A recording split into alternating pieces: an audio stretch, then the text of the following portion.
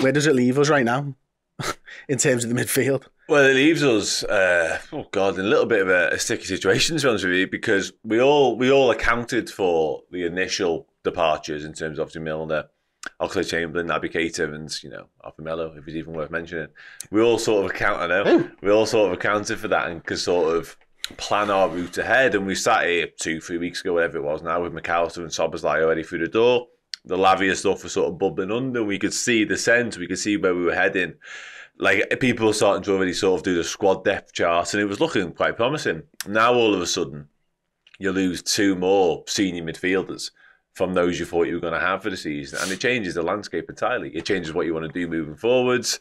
It changes the options that you thought you had. It changes everything about it. So I think we've got to be really smart, and I've spoken about this a few times. Liverpool, a proactive Liverpool in the transfer market, generally speaking, not always, are quite a good Liverpool. Like, we get things right, and I know it's different this time because Julian Ward's obviously left his post and Jorg Schmadtke's come in. Jorg Schmadtke, by the way, has come into an absolute, like, what's going on around him? He must be thinking, this is always like this. It's chaos. Like, I know he spoke this week, actually, just on a side topic again, about his deal, and he says it's an annual deal, which means it'll run till I think it's next May. But they've got an agreement in place whereby they'll speak in August and sort of see if they want to move on ahead of that. I wonder how that conversation's going to go down. I don't think he's going to have any time in August. Maybe not. He might not be even busy, just slip a 30-minute meeting in, to be honest with you. He could be a busy old man, yeah, so he might have to take that out the calendar. But yeah, I think, listen, like I say, it changes entirely our route moving forwards. It scuppers all our plans, all those best laid plans are just done now. I don't know if we need a Henderson replacement as such, because we already had sort of made peace with the fact that he's wrong. Do we need a Milner replacement, Dan? Yeah, possibly. I don't think that exists. I don't think that person exists, quite frankly. In terms of leadership, perhaps, but not in terms of football. I don't know where you find the replacement for James Milner stroke Jordan Henderson. Those two were tailor-made for the roles they did play and were going to play, in my opinion. That sort of jack of all trades, can drop into a game, see it out sort of thing, that type of footballer. You can't buy that. The mad thing is, and I keep coming back, it's all circumstantial, of course, and it's all about timing. But if the Fabinho come in bid first, Henderson wouldn't be leaving the football club. No. That is the mad thing, because Fabinho, and it would have just instantly added 900 minutes to Jordan, and he'd have been happy heading into the Euros. That's the weird thing. And again, if someone had bid 3 months ago for Jordan Henderson and maybe for Fabinho, you have more time. Milner might not have left, which is the mad thing. Yeah. And like, I'm not saying that these are the answers, because you want to improve, and you can improve on Jordan Henderson and you can improve on Fabinho. It's, can you improve when you're being reactive? And I think that's where you were sort of leading to then, rather than proactive, planning ahead 3-4 months. These are the guys that we want. This is going to happen. They're going to go. Now you've been planning all 6 months, maybe more, of who the guys are for the eights. You've been thinking Fabinho's going to be at the base and Henderson's going to cover wherever needs covering. That's difficult to plan for, is what you're saying. Yeah, 100% it is. Like I say, that's when your plans get thrown into disarray, when something like this happens, completely unexpected.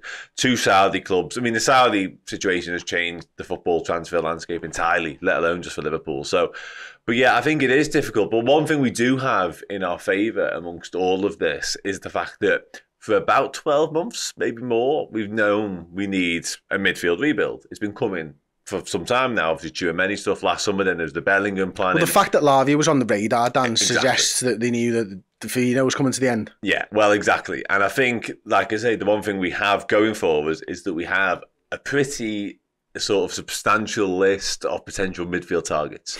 So now that we suddenly need 2 more, per se, 1 more possibly, depending on who it is, it shouldn't be too difficult for us to... The groundwork should be done on a lot of these players. Ryan Gravenberch has been mentioned, for example. We've known about Ryan Gravenberch for a long time now. Before we signed for Bayern Munich, yes, we liked him a lot. We wanted him. So the background, the work, possibly even as far as the agent contacts for some of these players, will be done.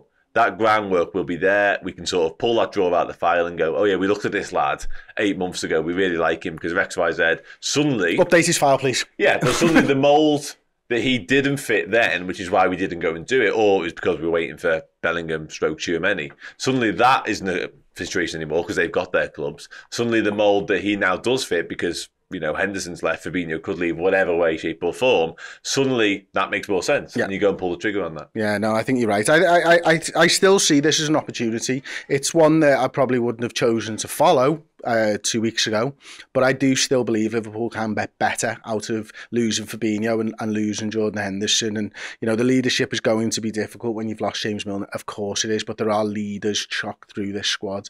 There are tons of them, so let's talk about it.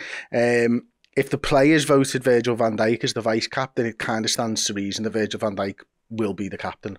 Yeah, I think so. Yeah, and obviously he captained on Wednesday night. He captained the first half, led the team out there, and it's an interesting one. I've been sort of changing my mind daily on this, to be honest with you, because the captaincy side of things, I wanted Jordan Henderson to continue as Liverpool captain.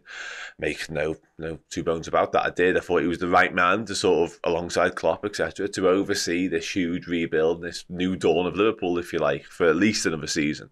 So when he left on the back of James Milner leaving, I was a bit like, oh, that stings. Like, I didn't like that. I didn't want that to be the case.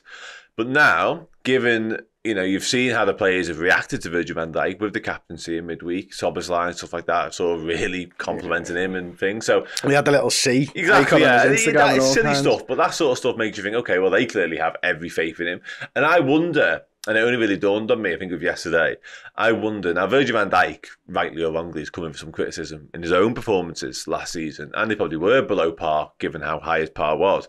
I wonder if a captaincy might take him up a couple of levels again, might get the best out of him, and it's clearly not the long-term solution because he's, into his 30s himself. You have to sort of already have one eye on the future with this. Now, whether that's Andy Robertson or whether that's Trent, for me, it's probably Trent. Yeah, I think you can sort of share the responsibility between Robbo and Virgil, captain of Scotland, captain of Holland, of course, perfect. You can share the responsibility between those two, all whilst blooding a Trent, possibly a Canate. He's been speaking recently about upping his own game and getting more involved. Well, this is what all players have to do at some point during their career. If you've got any ambitions to become a captain or a leader of men in a dressing room, there is a time and a place where you have to take. There is a time. Trent's the really interesting one for me. And let's talk about the vice captaincy then. I think there's 4 options. There's Robbo, there's Trent, there's Salah, and there's Alisson. I would have down as the 4 options for potential captains. There is a point where Trent Alexander-Arnold, 19-year-old, the young kid on the block, 21-year-old, 22 years old, he's pretty much won everything you can win. At 24 years old, his role's changed. He's becoming a midfielder. The team are naturally looking to him as a leader in terms of with the ball. They want we've spoken about this over the course of the last sort of 12 weeks, really, how everyone looks towards Trent Alexander-Arnold and passes the ball to him when he's in the middle of the park. There is a point where you naturally have to up that and become a leader yourself. This could be the perfect moment for Trent to become a vice-captain, have a couple of years, maybe 3-4 years under Virgil van Dijk, take it on when you're of an age good enough. Or it could be one where Virgil takes it for a year or two and Trent becomes the captain while Virgil's still at the football club. We've seen that happen at times during... it was Sami Hyypiä and Gerrard, yeah, exactly. The other one is Salah. Doesn't strike me as a captain, and too similar a type of captain to Virgil for me. Robbo would be if Trent wasn't in the wings, Robbo's the Carragher to Virgil's Gerrard. And I feel like that might be the best short-term solution. And Alisson sees the old pitch, and he's going to be here, and he's the best in the world. Which one are you sort of going with? I'm siding with Virgil as your captain and Robbo as his vice all day long. Personally, I've got something objectively against attackers being captains. Okay. Full stop. I'm fine with that, apart from Alan Shearer. But generally speaking, I think it was a terrible captaincy, but he had to be. He was at Newcastle. Yeah, of course. Yeah, and there's always the exception that goes against the rule, of course. But yeah, listen, Salah, he's captain of Egypt, and that's the thing always. But he's the best player for Egypt by a country mile, which probably explains some of that.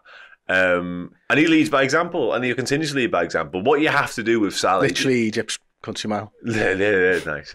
You have to be careful with these situations. I always think, because I've been involved in them myself in sport. When you're naming captains or vice captains after someone leaves or whatever it is, you have to be really careful because you don't upset anyone, basically. So what you've got to do with your Alissons and your Salahs this world is make sure they are fully well aware of the situation. So you're going ahead with so-and-so as captain, but you're in the leadership group. Massively part of the leadership group. And the same could be said for Trent, because Trent could be thinking himself, half a chance here.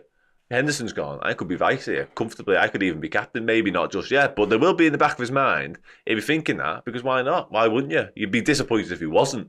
So you've got to, with all 5 of them, you've got to make sure they're fully aware of the plan and they are well immersed in the leadership group. And Liverpool made a big thing about the leadership group since Klopp's been at the club. So I think that... There's always player voted as well. But that's massively important. And I don't see a reason why the players wouldn't vote for these names that we're talking about. They feel like the most sensible names to me. They've been the ones who've either been in it anyway or been around it. And I think you make the point, Alisson, he'll lead by example. He sees the whole pitch. He's a very calm, cool and collected guy, generally speaking. I think having different types of leaders is really, really important. And I think what Trent brings to the party, as well as his ridiculous ability, is the fact that he's a Liverpool lad, isn't he? You know what I mean? It makes perfect sense. So yeah, I think it's a good group.